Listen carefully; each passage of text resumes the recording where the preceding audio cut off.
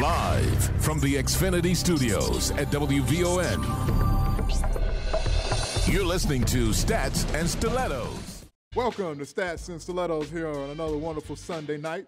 City of Chicago. What's going on, everybody? I'm Farouk Basir. I'm Maya Kai. And tonight we have a whole lot to talk about with a whole variety of people tonight. Jam-packed guests. Good guests, too. Yep, coming up here in about 3 minutes at 9:07, we'll have Tracy Myers from Comcast Sportsnet right here in Chicago to talk about Chicago.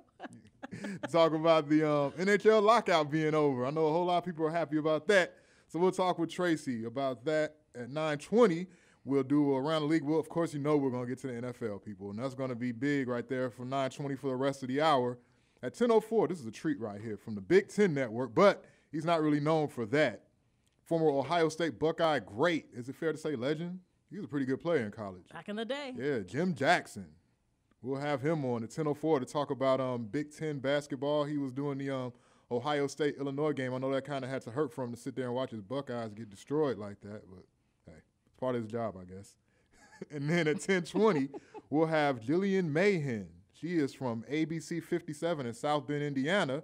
And when I say South Bend, Indiana, you already know what she'll be on for. She'll be on to talk about the big BCS title game tomorrow between the Notre Dame Fighting Irish and the Alabama Crimson Tide. You can Roll Tide. Roll Tide. You can give us a call here if you'd like to join in the conversation like that funky intro just said. 773-591-1690. That's 773-591-1690. You can also listen online at WVON.com. Click on the iHeartRadio app and have some crystal clear WVON in your ear. You can also follow the show on Twitter at Stats Stilettos. And you can like our Facebook page as well and find us. We're on Instagram somewhere with some pictures up. So Stats and Stilettos. We got pictures up? We got pictures up. Okay, that must be something. Okay, disclaimer. Whatever is on the Stats and Stilettos Instagram, I have nothing to do with it. It's all Farouk. Wild Card Weekend. We're going to cover this more, obviously, later in the hour, but as a whole, it was kind of lackluster. It lacked a whole lot of entertainment value, excitement. I think, a lot of people look forward to the playoffs. We got a good game this afternoon, this last game, finally. That one wound up being really entertaining. A whole lot of different side notes that we're going to cover in a few minutes. A lot of issues for the Redskins and their quarterback in that game. But overall, it really wasn't a fulfilling entertainment weekend, but we had not a whole lot of surprises, I think, in the NFL playoffs to this point. What was supposed to make this wild card matchup interesting was on the card was all of the rookie quarterbacks. Mm-hmm. So obviously the conversation about who's rookie of the year, you were getting to see Andrew Luck in action. You were getting to see RG3 as well as, Wilson, which now the question now has kind of been revisited again after, at the end of the day, that matchup between the Redskins and the Seahawks, one of these rookies were going to advance further in the playoffs, which I think that, to a degree, would have a lot to determine who you think really should be the rookie of the year. I mean, at this point, I guess can you but take? But it's already been decided. But though, I'm just saying, yeah. in the public and public opinion, because at the end of the day, however they choose to select the rookie of the year doesn't matter. It's what people really feel deep down inside who should be the rookie, and that's the conversation that I find more interesting is how are people invested in looking at. Especially you had a lot of people who watched Andrew Luck and RG3 and Russell Wilson that were not necessarily fans of those franchises, but wanted to see how they were going to play. And I think after today, if I had to take a vote based on obviously how they were performing in the postseason play, this today probably for Andrew Luck was the poorest performance that he's had. But like you always say, do it in the playoffs. He's a rookie. It's a different set of circumstances. Mm-hmm. The stakes are higher. It's one and done. You go home, win or go home. So this was not the best game he's played. Yeah. Period. I wouldn't say that means that he's not good. Matter of fact, look at it this way if you're a Colts fan, and you should put this in the back of your mind if you're a Bears fan too. You take a franchise like the Colts that everyone thought was not going to be going 2-14 the year before. They end 11-5 and make it into the postseason. So that within itself spoke volumes about that team. There were 35 new players on the roster with 6 rookies on the offense. The fact that they accomplished what they accomplished, to me, as a Bear fan, I get a little agitated with that. just a tad bit. Because look what I said, roster, 35 new players on the roster, 6 offensive rookies in the mix, and yet they were able to go 11-5 and be in the playoffs.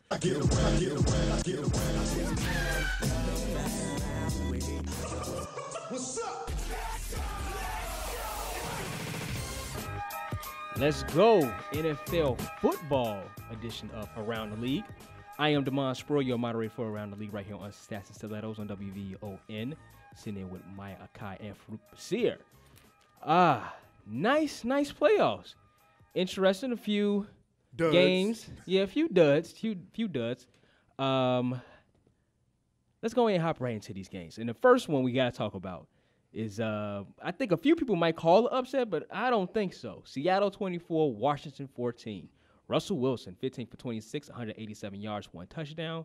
He had Marshawn Lynch run for 132 yards and 1 touchdown. He had RG3, 10 for 19, 84 yards, 2 touchdowns, 1 interception, and he did not finish the game. We're going to talk about that. And he had Alfred Morris run for 80 yards. So I picked Seattle to win this on the simple fact of their defense. And as I stated last week, Farouk didn't agree with me, but I thought Seattle was coming in as the hottest team. But the biggest story has to be the fact that RG3 and his knee injury, Maya. Maya feels that, you know what, I'm not even going to say your thunder. I'm not going to say your thunder. Who do you think now should get the axe? Well, look, Shanahan has been under scrutiny for a bit since he's been in Washington. It isn't like, outside of even what happened today, he's gone through the rotation of having, different quarterbacks, not getting it done. There's always been a certain level of talent in Washington. Seriously. Always. It just never seemed to come together. So finally he gets a quarterback like RG3, which gives him exactly what he's been looking for. It gives Kyle Shanahan the ability to do some, to open up a playbook and do a lot of things that he couldn't do the year before. Right.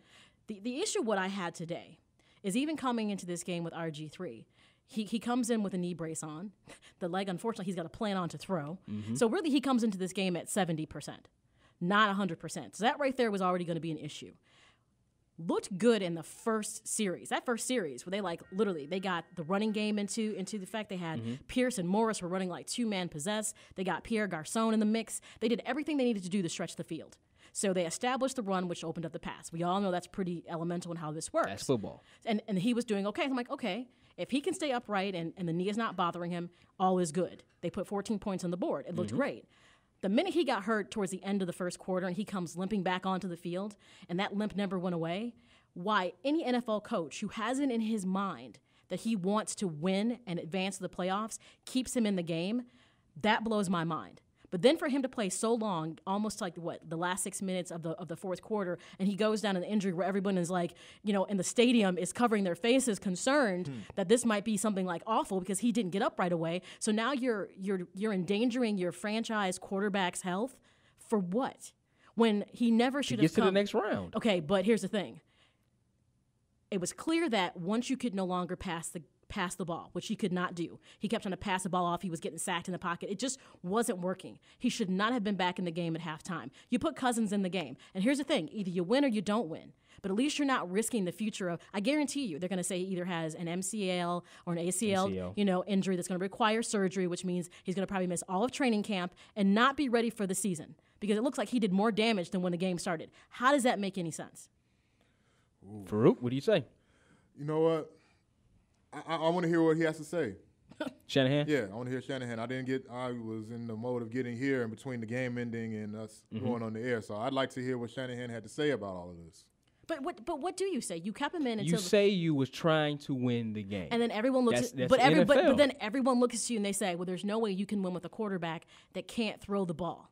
So why do you have him in the game? Right. This is where your judgment as a head coach, where your leadership has to take over and say, well, I see my eyes, everyone who's watching this all over the country, I see this man limping for an 8-yard run to the sideline. I'd have to feel like 100% Kirk Cousins is better than a 50% RG3, maybe 50% the way he was limping for that 8-yard run he did to the right sideline in the third quarter tonight. So.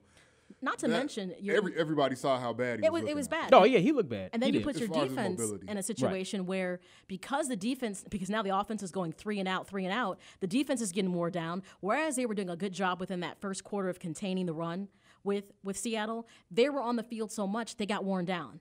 They could not stop anything. So to me, it was detrimental. And they kept putting the camera on Shanahan. In his face, there was this indecision that made no sense to me. And when RG3 finally comes off the field after laying there and everyone's in concern, it looked to me like he put his hand around Shanahan to make a comment kind of like, thank you for letting me play. Now, my biggest issue is if you let a rookie convinced you to let him stay in a game when he was no longer able, shame on you. Because now I question your ability. Winning is about making smart choices. And like you just said, it's better to have a healthy Kirk Cousins and lose the game. And because now people are going to over-scrutinize him about how did you possibly have him in a game when it was obvious coming out of halftime he was not a go. It was obvious he wasn't a go. I think that it's going to be a lot of second guessing either way. You're going to have that what we had here in Chicago with Jay Cutler. Shouldn't he have played? No, that's different. Well, but you can visibly see, everyone can visibly see that RG3 was hurt. That's different. No, it's a different scenario because RG3 came into the game already wearing a brace. You already knew that he was not in a good physical condition. You could tell, but how he was kind of doing the pregame warm-ups, how he was moving around, and even his first several possessions, you could tell he wasn't that quarterback that's able to scramble out of the pocket. He wasn't himself. So that's what I'm saying. So this isn't the same scenario as what happened with Jay Cutler. And Joe Buck said on Air Farouk that Dr. Andrews said, like, listen, he shouldn't be playing as it is, but he out there playing now. But I just think with the NFL, these guys is like, listen, we go to week to week, and it is what it is. And you trying to win. You only got to win 4 games to win the Super Bowl, in their case. But they still technically were not out of the mix had they benched him at halftime and put in Kirk Cousins. You can't put Kirk Cousins in with 6 minutes left in the game and expect for him to make the adjustments and to get into the flow of the game. And at that point, your defense was already worn down, and you were 2 scores down. What actually put them out of the mix was the play he got injured on. They were only down a touchdown. Yeah. And then they lost the ball right there deep in their territory, red zone for the Seahawks. And all. They only got a field goal, but it was enough. It was enough. So, I mean, and I want to see how bad this is. Hopefully it's not that bad of an injury. He didn't make it worse than what it already was, because if he did, is Shanahan going to be able to last through this? Oh, he definitely made it worse than what it was. He clearly did. But is he going to be able to last through this, Mike Shanahan? I say yes, only because. I say yes, too. And even though, I'm calling for, get rid of him. Get rid of him. Because that kind of decision-making I find disturbing. Because to me, you're not exhibiting the qualities that a head coach should exhibit. But right now, and Daniel Snyder is very hell-bent on winning, if you know how he is. Which, by the way, they never found him to put the camera on him. Probably left. Which I thought was kind of interesting. But he's really, he's that coach or that owner that will spend the money. He does not have an issue with that. But right now, I think he's got job security, mainly because, one, okay, they made the playoffs, but the biggest thing is there's too many open vacancies right now. The coaching carousel is really turning. And if you ask yourself your question, who do you insert into that head coaching role right now you feel like that could make them better than what they are? So I think he gets to stick out another year. But I think he needs to be scrutinized. And here's the thing. In every post-game show, not a single person questioned his decision to take him out the game. And I thought that was bizarre. That's because most postgame shows are ex-football players. I was like, they kept saying how great Seattle played. I'm like, really? Did Seattle really play great? They seized an opportunity that was given to them. Well, that's playing great, though. No, it's not. It's called opportunity knocks. You open the door and you kick it open, almost said something else, and you walk in. I think that was playing great. Yeah, Seattle's defense played pretty good. Absolutely. They did. They weren't allowing anything passing-wise after those first 2 touchdowns. Their defense really stepped up, and Marshawn Lynch was just bulldozing people in the second half. But here's the thing about the defense. After that play where RG3 was hurt, think about it. When you no longer have to game plan for the mobility that he doesn't have, even though I will say that Morris and Pierce, they ran. They did a great job in establishing the run game. They're doing it all year. I mean, so great job. But once you know you can take away that one component, and Pete Carroll even said they were game planning for the whole RG3, kind of overall his ability to scramble out the pocket. Once that was gone, their game plan shifted. They knew exactly what they had to contain. Yeah. And they did so. With their defensive secondary being so much bigger than those little munchkin receivers that the Redskins have, it was easy to contain them. Yeah, I agree me and with Santana Moss about the same height. I think that Pierre Garçon is not a small Well, fellow. but the rest of them guys. And actually, I don't think Paulson is the tight But you're going against cornerbacks at 6'4". That's unusual. Which I will say, I personally think that is the prototype of how it should be. It should be. Because receivers are large like that. So why they have someone who's 3 to 4 inches shorter, I never understand The reason that. it is unique is because they're the only team that's like that. And that's fluke. what makes Seattle. I almost Yet want to use the F word. I almost want to use the F word. I almost had a slip up a minute ago. No, the F word for the NFC favorite. That's what I mean. I almost want to drop that one on them to win the NFC because I think they're going to beat the hell out of Atlanta. I think Atlanta doesn't stand a chance. You really believe doesn't that? stand a chance. Give me one reason why you think the Falcons. I'm going with Seattle too. I'm going with Seattle. Let's just make it through the games as they were, and then we'll talk about what the matchups what the matchups are. Let's go to the next game. The one game a lot of Bears fans wish it would have been a score. Green Bay 24, Minnesota 10. You had Aaron Rodgers 23 for 33, 274 yards, 1 touchdown. John Kuhn with 2 touchdowns himself. And you had Joe Webb, man. They ain't do you no favors, Webb. 11 for 30, 180 yards, 1 touchdown, 1 interception. And he got all of them numbers like on the last drive of the game. And Adrian Peterson ran for 99 yards. Thank you, Cheeseheads, but a little bit late. But Green Bay went up to, Minnesota came to Green Bay, and Green Bay did what it's supposed to do. Did you hear the press conference pretty much that Leslie Frazier did? Which now I feel like he needs to be fired again. You want everybody fired. I do. Especially Leslie. Because his comment was kind of like, what'd he say? Our offense runs through Adrian Peterson. Like it does. Okay. Don't state the obvious. Don't but state the obvious. But everybody sees that, Maya. They don't have anything else. But don't state the obvious, because to me, if I'm the rest of your offense, what message does that send, whether it's a truth or not? What does that send to the rest of your offense? It doesn't matter how true it is. It's pretty much, it's like saying, we don't have faith that anything else might work because everything happens this way. I don't know if I agree with that. That's not what head coaches are supposed to say. But I don't know if I agree with that, because if you ask John Fox out there in Denver, he's going to say our offense runs through Peyton Manning. You ask Mike McCarthy, our offense runs through Aaron Rodgers. I mean, every offense has a focal point. No, they're not going to say that. But every offense has a focal point. They're not going to say that. They're going to be very strategic in what they say to not discredit the rest of the team. I think they would say that only because those are quarterbacks. This is different because it's a running back. Is right. that what you're trying to say? I'm saying it's like, so you discredited. Here's my thing. Not discredit. They're the focal points of their offense. So obviously you don't know the finer points of PR. So I'm gonna let that go. Because how you piece coaches things are together, PR guys. They have PR guys to be PR guys. No, they don't, because you're in front of the camera and a microphone is always in your face. The bottom line is you have a quarterback who has to step into this role who has not pretty much played all season long. He hasn't. Exactly. So here's the last thing you want to say as a supportive measure. Everything runs through Adrian Peterson. I would say this if I was Leslie Frazier. He coached. It was a bad coaching plan. You should have been running screen options, keep the ball in Webb's hand, and let him run. Because in the first drive they did that, they looked great. I'm like, that oh, wasn't man. going to work the whole game. You have to throw the ball. You have to throw the ball. And when he started to throw the ball, he was throwing balls up in the air. Well, you know why? He was getting sacked. He hasn't been throwing the ball all year, Farouk. That doesn't have anything to do with it. This dude... The man has not thrown a pass all season long. But how many reps did he get in that practice matter. before they knew he had to play? You're not getting sacked and you just throw the ball flail up in the air like you're a 2-year-old or something? Come on now. That was pretty bad. And he did it twice. He did it twice. He's god-awful. That doesn't... Okay, yes, he's god-awful, but you're saying because he didn't take any snaps this year that it's okay that he should have thrown the ball in the air like a moron? Okay, understand like this. A damn I'm just fool going to say out this. There. I'm going to step back and say this from a perspective of someone who's not a football player. It's easy to scrutinize what people do in game time situations because we all know what we would do if we were in the game because, hey, we would never do that. So I'm not going to sit here. Yes, it was something. He didn't look like a damn fool out there yesterday. He looked like a fool doing it. But in game time situations, people do things. He just was not. He was out there playing hot potato. Pretty much. Get out of my hands. I mean, didn't expect for Joe Webb you have the game plan, game. but you have the game plan for your play. And it wasn't about winning the game. It's about being competent. You don't throw the ball up in the middle of the air while you're getting sacked. That was bad. That's not about game plan. That's just about not being stupid. Okay. Come on now. Okay. Hey, I agree. When I was watching, when he did that, the first time I was like, wow, ridiculous. okay, it was bad. The second time he did it, I'm like, okay, this dude is scared for his life. And then some of the passes he's throwing are like one hoppers to the first baseman from the shortstop. They would have been great plays if he was Derek Jeter or something trying to throw the ball to first base. Farouk. But he's throwing 1 and 2 hoppers over. He's in the position where when you don't Are you really defending Joe Webb now? Are you really defending Joe Webb right now? Yes, I am. Because you're talking like if you were the backup on the team and you didn't take a single snap really in practice, and all of a sudden in one of the biggest games of your franchise's career you could put out there, and you're not the main person. You're behaving as if you would get out there and be all Joe Montana. Please step back, turn it down. You don't know what you would do. You don't know what you would do. So turn it down.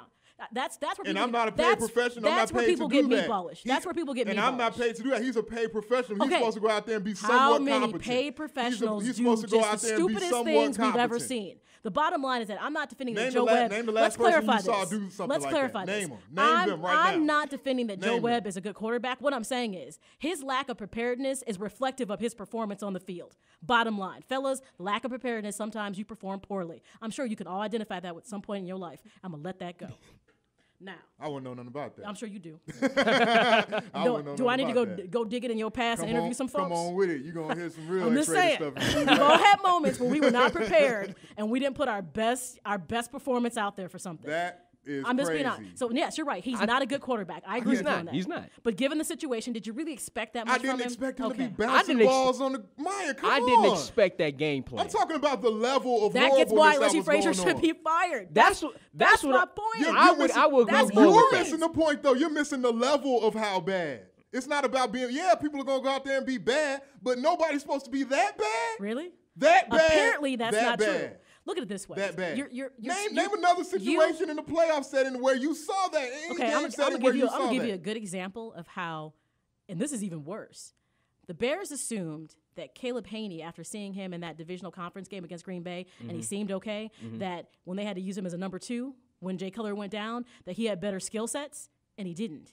So my point is that he got more rep time and practice time than Joe Webb ever did. Didn't rise. I'm just making. I'm making a point. Right off the bat. See, you get what I'm saying, D? That Joe Webb has been inactive like the whole season. Caleb Haney didn't play that year. No, he when didn't. it came He didn't time, play that year. When it came he time, came in a bigger setting in the NFC title game. I'm talking about when he had to start the and following year. he didn't even start. He couldn't win a regular season game when he had to, and he definitely got the preparedness that Joe Webb never got. Okay, look at it this way. Everyone thought Christian Ponder was going to be playing, and then newsflash, he's not.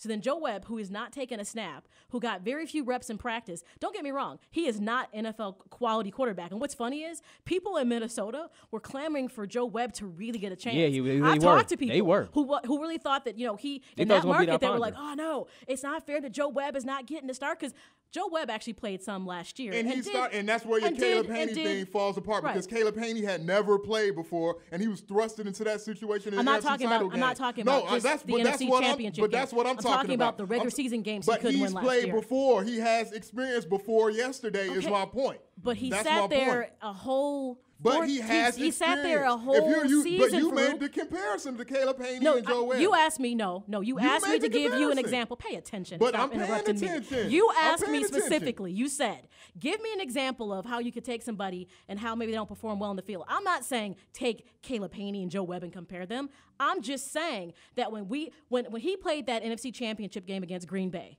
the thought was that he had the skill sets to at least be the number 2. But then when he was actually put into a game time situation after sitting, seven games and not really getting any real. When did Jay Cutler go out last year? Was it 8th game? 7th, 8th game of the season? 7th. 7th game. Something like it was that. 7-3. Somewhere in the It was season. 7-3, At right. that point, Caleb Haney had said all season, twiddle his thumbs, had not gotten any reps. And he was a rookie. So when he stepped into that role, he did really poorly. My point about Joe Webb is just this. I didn't expect anything exceptional from him, because he's now sat there for 16 games and hasn't done anything. He finally gets first team reps when it's do or die time.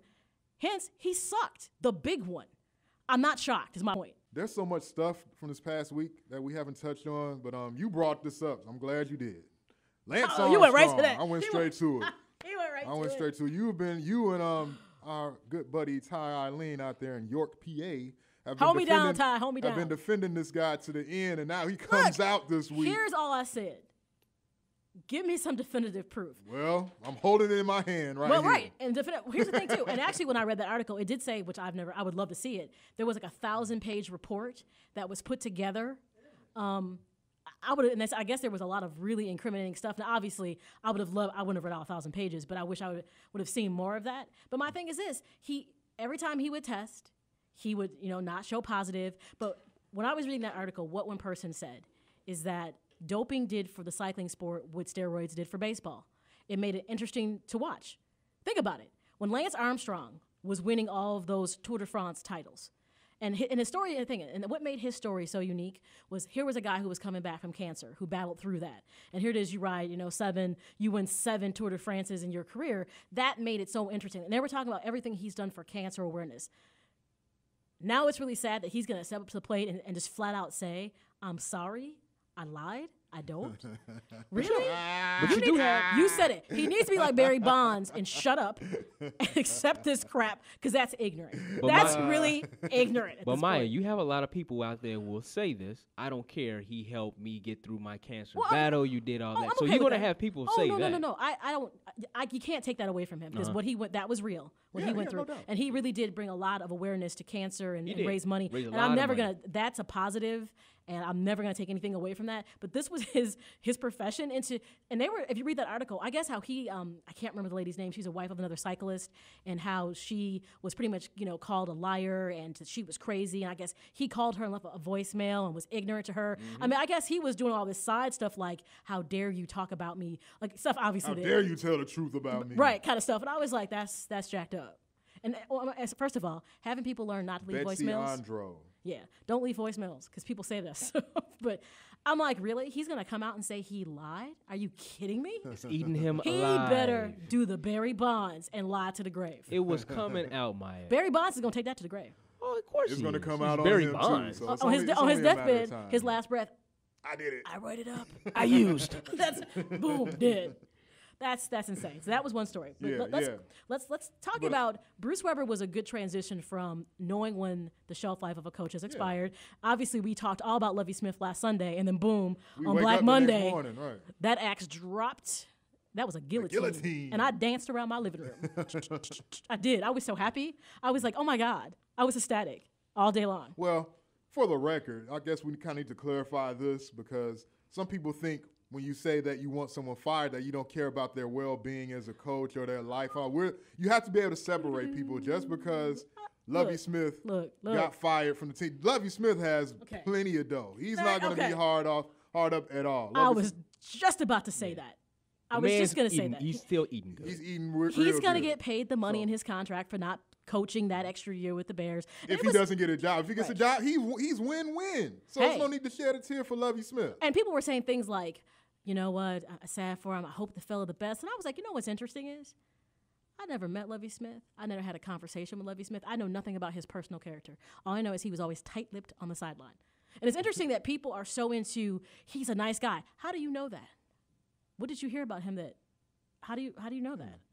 People kept saying that. I'm like, I never heard any extra stories about him doing any type of charity work or anything special. So when people keep saying that about him, I'm like, well, I'm not saying he is a bad guy. I'm just saying never heard any real personal stories about him that made me feel all warm and fuzzy about him being fired. Well, he must have did some type of charity work with Devin Hester because Well, yeah, because he gave him a job and nobody else is going to give him. he is a moron.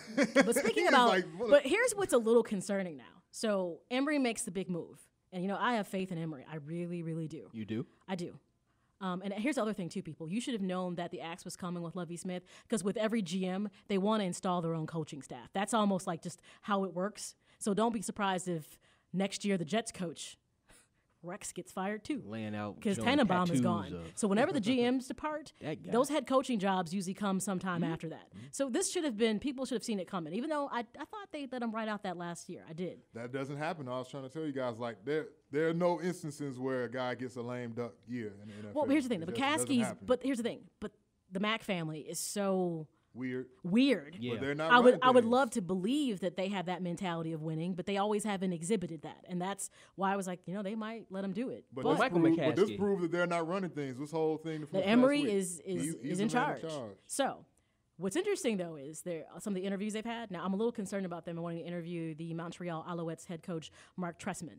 I don't want anybody from the CFL. Well, he has NFL offensive coordinator Not enough. experience, and he's a head But coach in college football. That's as well. true, but he's been removed from the NFL for a minute. I'm not really feeling that. So I was like, we can do better. Come on, we can do better. Even though I guess the Alouettes dominate the CFL. They do. But that's not They good win all enough. those great So cups. here is the other coordinators that have been interviewed thus far. They're talking about Trestman's background. But the Bears have already interviewed Atlanta Falcons special teams coach Keith Armstrong. Token. Buccaneers offensive coordinator Mike Sullivan, and Saints offensive coordinator Pete Carmichael Jr. And obviously they're talking about the whole the Bruce Arians from the Colts. Not so much. I'm just saying, no, it's on their list of I people know, but that they yeah. want to interview. It's not so much anymore. And then Green Bay Packers offensive coordinator Tom Clements. So That's who I want to see. So they've got they've got some. Those are two left on the want to interview, Arians and Clements. Here's one thing that I can respect about Emory. He's got some work to do, but he does realize getting an offensive-minded coach in that role is really key. The question is, who is it going to be? Why not Chip Kelly? No. Okay. No, it's not going to be Chip Kelly. It was breaking news that he's staying in Oregon. He said Oregon. Okay. But, I mean, look at the options that he had. The Bears showed no interest in him. Why don't the Bears ever go for the name? He might have sucked here, but why don't the Bears go for the name in that situation? I think they wanted to stick to the veteran. I don't know if they wanted to go that college Like, he's route. too fresh. He's too fresh. Like, here's my thing. You could be phenomenal in college, but that doesn't mean it's going to translate to the NFL, and I think that's too great of a risk to take at this moment. But we're seeing proof that it does. We saw it today, and we'll see it next week. But here's my thing. Jim Let's Harbaugh. not take the risk right now. Let's go get. I think that's what they say. I'm like, not let's right not now. take this risk right now. I mean, what are they going to do? They're going to wait till every other team has a college coach and be like, hey, this college coaching bandwagon seems to be kind of a good thing to hop on. Why can't they be out in the forefront of this is what I'm saying. Why do they got to wait till everybody else has already done it? That's my point. I'm not saying he would have been good or let bad or everybody else anything like make that. the mistakes, and then we'll. But go what from kind there. of way is that to run your organization? Why can't you be innovative? You want an offensive mind, but you don't want to run your team innovatively. You don't want to be thinking outside of the box. They let all these other teams go after him. They let the Cleveland Browns interview him. And he turned his nose up at that. Of course he was going gonna to do seem that like, because they're but wait a minute. But still, the best story had to be for me that Andy Reid was fired, and less than a week later had a job with the Kansas City Chiefs. Uh-huh. Sweet little deal too, And with a 5-year deal. And with a new GM coming in, too. Yes, I was Spruiel-Rose's like, out. man, he's got friends in high places. I bet Lovey has a job by the time we're on there next week. Jesus, don't. Well, San Diego? San Diego or Buffalo, either one. I think Buffalo made their hire. Well, I'll tell you what. If Buffalo is willing to go from Chan Gailey Who did Buffalo hire? to Lovey Let me Smith, find We'll out. find let me that just out. say, if they're willing to go from Chan Gailey to Lovey Smith, something's not right with them upstairs. They need to go back and reevaluate themselves. Seriously. But I wouldn't be surprised if by this time next week we're talking and the Bears don't have their coach, which is fine. I don't think they should be in a hurry since Kelly's gone.